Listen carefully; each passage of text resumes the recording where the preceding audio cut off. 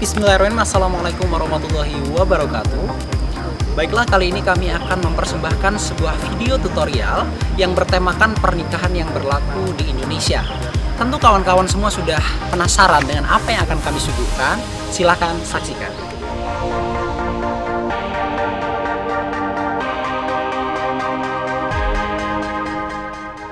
Perkawinan adalah hubungan lahir dan batin antara seorang pria dan seorang wanita sebagai suami istri dengan tujuan membentuk keluarga yang bahagia dan kekal berdasarkan Tuhan Yang Maha Esa. Hal tersebut terdapat dalam Pasal 1 Undang-Undang Nomor 1 Tahun 1974 tentang perkawinan.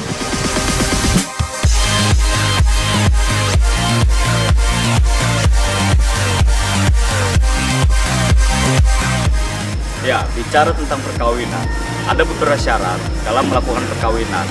Yang pertama, itu harus ada persetujuan antara kedua calon mempelai, laki-laki dan perempuan. Kalau perempuan yang nggak mau, ya jangan dipaksa. Yang kedua, itu ada izin dari orang tua untuk yang belum berumur 21 tahun. Nah, yang ketiga, ini menurut hukum Indonesia, bagi laki-laki itu berumur minimal 19 tahun, dan untuk perempuan minimal 16 tahun. Nah, selanjutnya, itu tidak ada perikatan antara kedua calon mempelai, misalkan kakak adik. Nah, yang selanjutnya, itu tidak ada hubungan perikatan perkawinan dengan yang lain. Kalau misalkan ada, ya ceraiin dulu. Selanjutnya, itu tidak ada waktu tunggu bagi janda.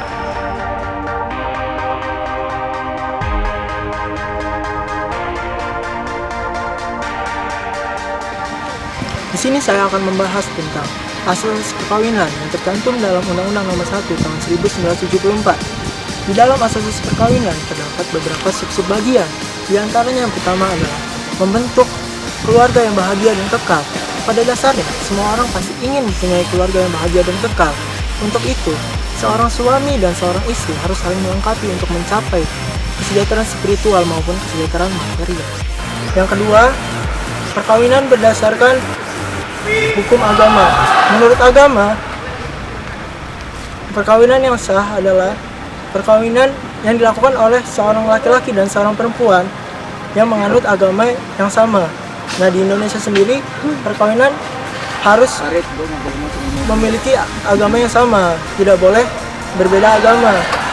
Apabila ingin berbeda agama, maka harus dilakukan di negara lain yang memperbolehkan aturan tersebut. Yang ketiga adalah monogami. Dalam satu jangka waktu tertentu, perkawinan hanya boleh dilakukan oleh seorang pria dan seorang wanita.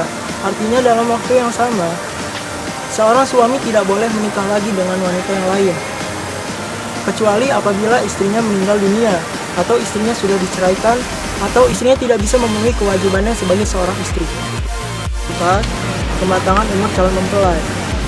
Undang-undang perkawinan telah mengatur batas umur calon mempelai, yaitu 19 tahun minimal untuk seorang pria dan 16 tahun minimal untuk seorang wanita. Selanjutnya, yang kelima adalah mempersukar perceraian. Untuk mengatasi kegagalan perkawinan, undang-undang telah mengatur upaya hukum untuk meminimalisir perceraian yang ada. Nah, selanjutnya yang keenam, kedudukan suami istri seimbang. Di dalam perkawinan, seorang suami harus bisa menjalankan hak dan kewajibannya sebagai seorang suami, dan seorang istri harus bisa menjalankan hak dan kewajibannya sebagai seorang istri. Terima kasih.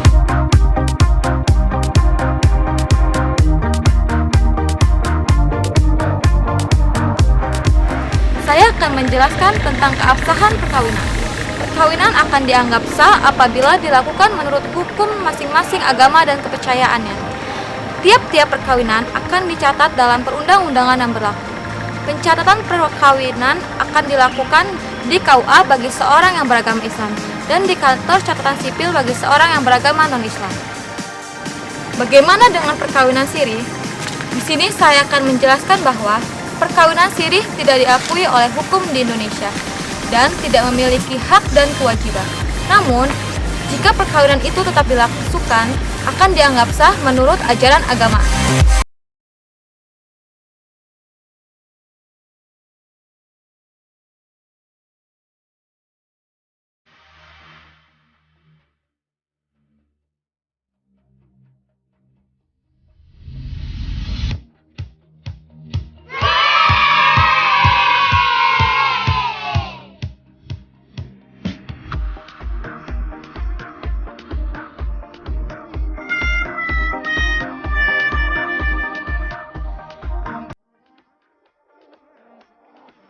kalian tentu sudah melihat gambar tadi. Saya tahu apa yang ada di pikiran kalian, khususnya kalian para laki-laki. Di sini, saya akan menjelaskan bagaimana tata cara berpoligami tersebut. Tentu saja ada alasan dan syarat-syaratnya. Alasan yang pertama, yaitu istri Anda tidak dapat memenuhi kewajibannya sebagai seorang istri. Contohnya, istri Anda tidak dapat memberikan keturunan. Syarat-syaratnya, yang pertama dan yang paling penting, harus mendapat persetujuan dari istri Anda. Yang kedua, Anda harus dapat menjamin kelangsungan hidup istri-istri dan anak-anak Anda. Dan yang ketiga, kalian harus dapat berlaku adil terhadap istri-istri dan anak-anak Anda.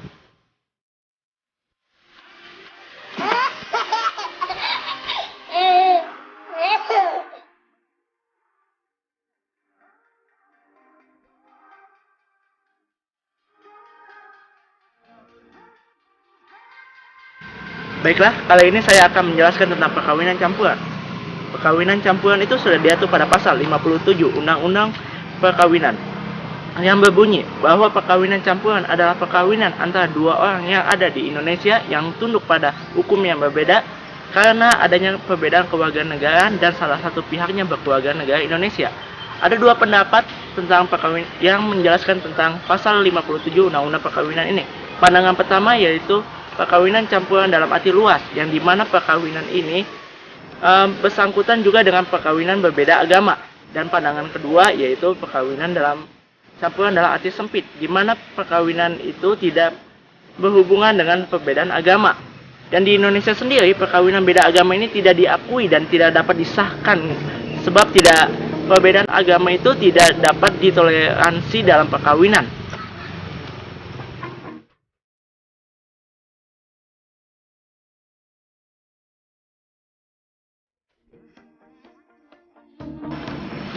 Oke, kali ini saya akan menjelaskan tentang pembatalan perkawinan. Pembatalan perkawinan dapat terjadi apabila para pihak tidak memenuhi syarat-syarat untuk melangsungkan pernikahan tersebut, yang diatur dalam pasal 22 Undang-Undang Nomor 1 Tahun 1970. Nah, pembatalan perkawinan ini dapat terjadi bila perkawinan tersebut dilangsungkan di hadapan para pihak yang tidak semestinya ada dalam perkawinan tersebut, seperti contoh pejabat yang tidak berwenang, wali yang tidak sah, dan juga tanpa dua orang saksi.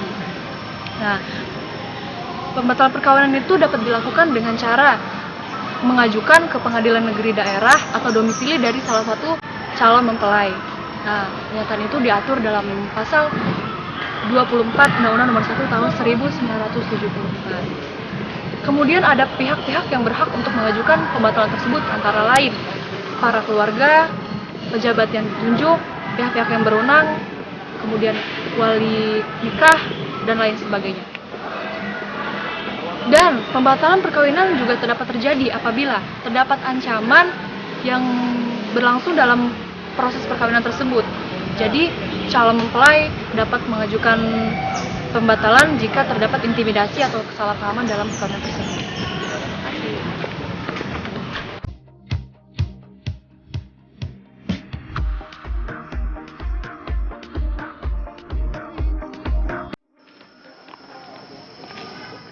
Baik, saya akan jelaskan materi akibat hukum perkawinan.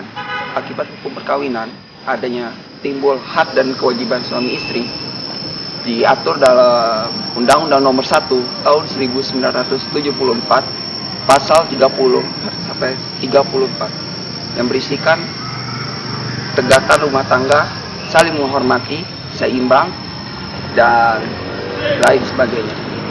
Dan kedua, terhadap harta benda.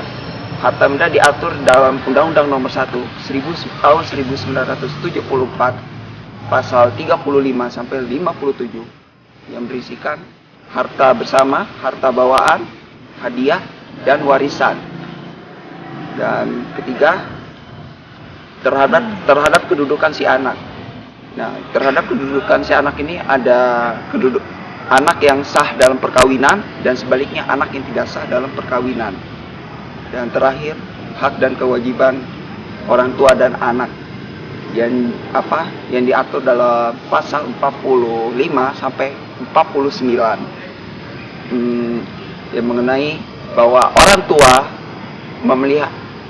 tua memelihara dan mendidik anak, dan sebaliknya anak menghormati orang tua.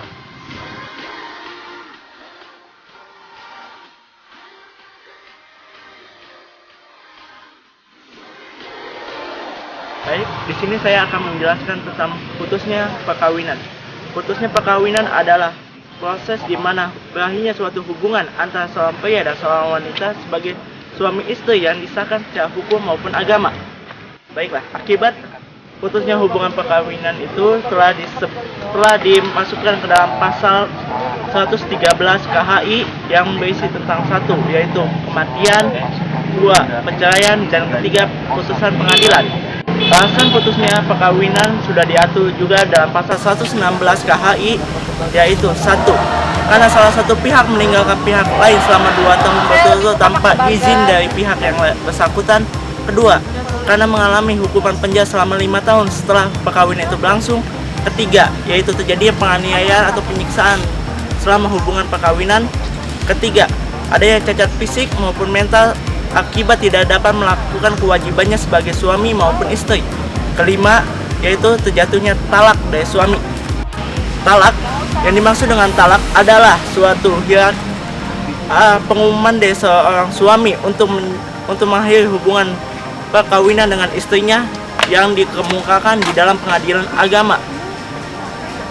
Baik, saya akan menjelaskan lagi tentang talak, yaitu tentang persyaratannya. Sebuah talak dapat dijatuhkan oleh sang suami ketika talak tersebut telah memenuhi syarat tertentu. Syarat talak itu ada 4. 1, yaitu dia sudah balik. 2, dia berakal. Dan 3, tidak hanya ada paksaan dari pihak manapun. Dan 4, dia memang ingin menjatuhkan talak pada istrinya. Talak itu juga bisa dihentikan atau ditunda ketika seorang istri tengah mengalami haid. 2, dia telah suci dari haid tapi sudah melakukan hubungan suami istri dengan suaminya. Dan yang 3, sang istri tengah hamil.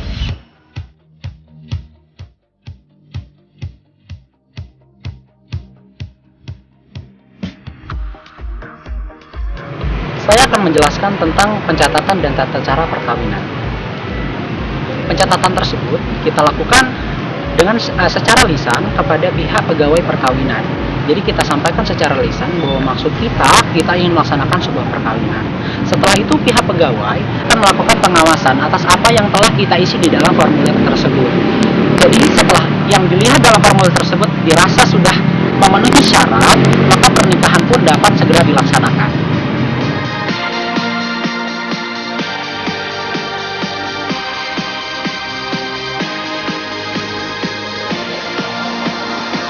Setelah sekian banyak materi tentang perkawinan yang kami sampaikan, maka berikut kami akan memberikan sedikit cuplikan bagaimana pernikahan tersebut dilaksanakan. Silakan saksikan. Wahai Andika Hidayatullah, Iya, saya. saya nikahkan dan kawinkan engkau dengan anak saya Bella Septi binti Farid dengan mas kawin sekarang alat sholat dibayar tunai. Saya terima menikahnya dengan mas kawin tersebut. Sah?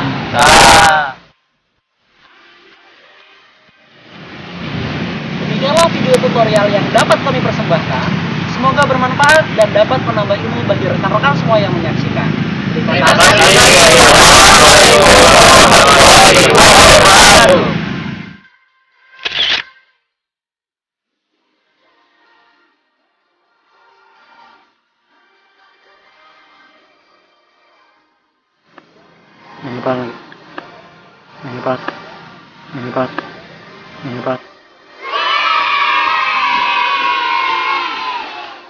Dalam satu jangka waktu tertentu,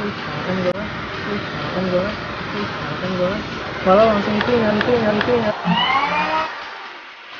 Anda akan berlaku adil.